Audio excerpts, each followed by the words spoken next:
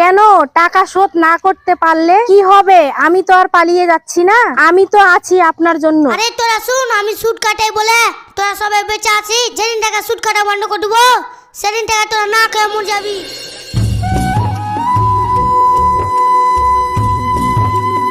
কই দোকানদার, এক কাপ চা দাও তো। এক ছি এসব এখান থেকে উঠাই। ওই ছোড়া এটকে শুন। কি আছে কি? আমার গায়ে কি এতটাই গন্ধ তুই মুখ চিপে চলে যাই? এতগুলো লোক বসে আছে, কেউ কি গন্ধ লাগে না, শুধু তোকেই গন্ধ লাগছে। তুমি একটা সুদখোর, সুদে টাকা খাটাও। তোমার গায়ে গন্ধ আমার গায়ে একটু না লাগে। তুমি সুদ খাটিয়ে যে টাকা গালা ইনকাম করো আর যা পাপ করো, পাপের খাতায় আমার নাম উঠে যাবে। আমার কি দরকার তোমার পাশে বসে পাপের খাতায় নাম তোলা? আরে তোরা শুন, আমি সুদ কাটাই বলে তোরা সবাই বেঁচে আছি। যেদিন টাকা সুদ কাটা বন্ধ করে দেবো সেদিন টাকা তোরা না খেয়ে মরে যাবি। যারা বেঁচে আছে তাদেরকে যে কাহানি আর শোনাওগা। আমি তোমার টাকা বেঁচে নেই, আমি নিজে ইনকাম করি। বাবা রে, তোর তো বিশাল বড় বড় কথা রে। আরে এই ব্যবসা আমি 14 বছর ধরে করছি, কেউ একটা আঙুল তুলে কথা বলতে পারিনি। আর তুই দুদিনকার ছেলে হ্যাঁ আমার সাথে তর্ক বিতর্ক করছিস। তাদের সাহস হয়নি, তারা বলেনি। আর তুমি বাঘ না ভাল্লুক, তোমার সাথে ভয় করে কথা বলতে হবে? আমি বাঘও না ভাল্লুকও না, সেটা সময় বলবে। যেদিন তুই বিপদে পড়ে আমার কাছে আসবি সেদিন তুই আজ সুদ করে আসরূপ দেখবি। আমার বয়ে গেছে তোমার কাছে টাকা চাওয়া। দরকার পড়লে একটা ভিখারিকার টাকা চেয়ে নিবো, কিন্তু তোমার মতন সুদ করে কাহে টাকা লিবো না। বুঝতে পারলে? যে চাই তাকে যে বলো গা।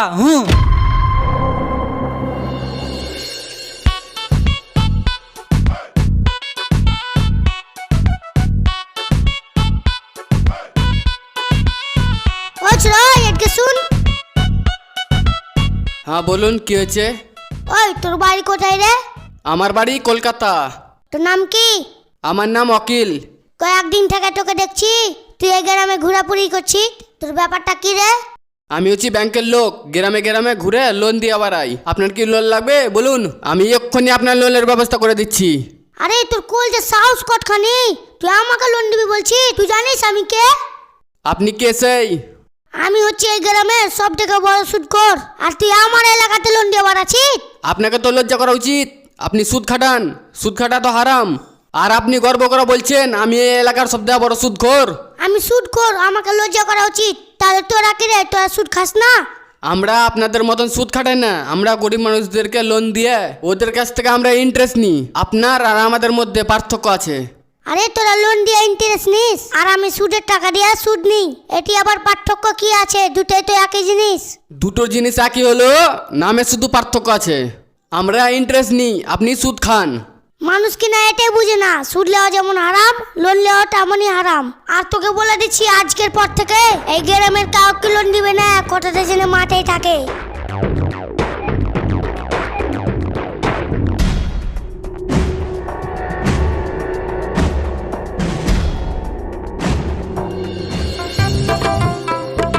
এ ধর 10,000 টাকা। আর তুই বল কত টাকা নিবি? আমি 15,000 টাকা নিব। এই ধর 15,000 টাকা। আর শুন, আসল টাকা দিতে দেরি হলো প্রতি মাসে সুদের টাকাটা পৌঁছে দিবি। ঠিক আছে। আগো তুমি মেয়ে ছেলে মানুষ, এনে কি করছো? আপনি তো এখানে আর বিরিয়ানি বাটছেন না, আপনি এখানে সুদের টাকা দিচ্ছেন, আমি সুদের টাকা নিতে এসেছি। আগো তুমি মেয়ে ছেলে মানুষ, টাকা কি করবে? কেন? মেয়ে ছেলের কি টাকার দরকার নেই? দরকার থাকুক বা না থাকুক তাতে আমার কি, আমি সুদ পেলি হলো। তো বলো কত টাকা নেবা? আমি 2,000 টাকা নিব। কি তুমি 2,000 টাকা সুদে নেবা? তুমি 2,000 টাকা নিয়ে কি করবা? আমি মেকআপ বক্স নিব, তার জন্য 2,000 টাকা সুদে নিতে এসেছি। কি তুমি সুদে 2,000 টাকা নিয়ে মেকআপ বক্স কিনবা? কি করব বলুন? আমার স্বামী আমাকে মেকআপ বক্স কিনে দিচ্ছে না, তার জন্য আপনার কাছে এসেছি। আমি তোমাকে সুদের টাকা দেবো, তুমি সুদের টাকা শোধ করতে পারবে তো? কেন? টাকা শোধ না করতে পারলে কি হবে? আমি তো আর পালিয়ে যাচ্ছি না, আমি তো আছি আপনার জন্য। 2,000 কেনে এই টাকাটি তুমি সব দিক নিয়ে নাও, আর যখন টাকার দরকার পড়বে আমার কাছে চলে আসবা।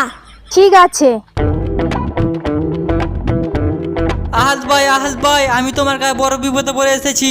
ভাই তুমি আমাকে এই বিপদ থেকে উদ্ধার করো, না হলে আমার সব কিছু শেষ হয়ে যাবে ভাই। কি হয়েছে কি তোর রে?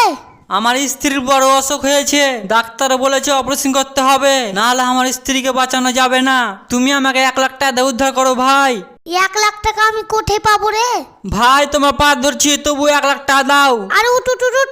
দেখ ভাই, যেদিন থেকে তুই সুদের টাকা খাটাতে মানা করেছিস, তারপর থেকে সুদের টাকা খাটা বন্ধ করে দিয়েছি।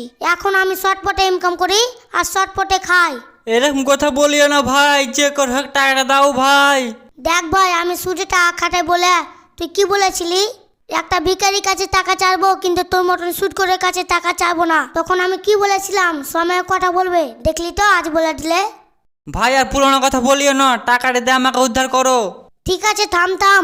এতগুলো টাকা এমনি তো আর দেবো না, তোর তো কিছু জমা দিতে হবে। ভাই আমার কাছে দেওয়ার মতন কিছু নেই, শুধু বাড়িটাই আছে। তাহলে তোর বাড়ির দলিলটা জমা দিয়ে 1 লাখ টাকা নিয়ে যা। ঠিক আছে ভাই, আমি নিয়ে আসছি।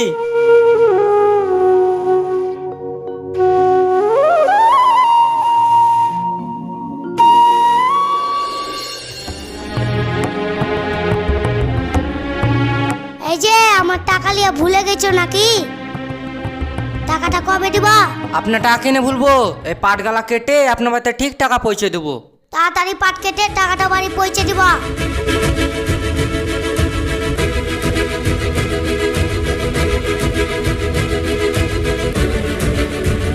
আরে থাম থাম থাম থাম থাম।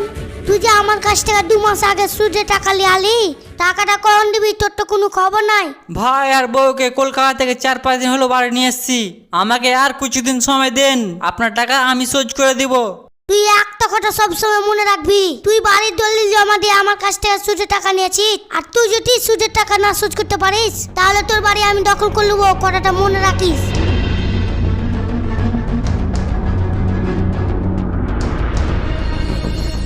আমরা সবাই জানি যে সুদ খাওয়া আর সুদে টাকা নেওয়া দুটোই হারাম, কিন্তু ব্যাংকে কিছু টাকা ফিক্সড ডিপোজিট করে বছরের পর বছর ইন্টারেস্ট নেওয়া এবং লোন নিয়ে ইন্টারেস্ট দেওয়া, এটাকে আপনারা কি বলবেন?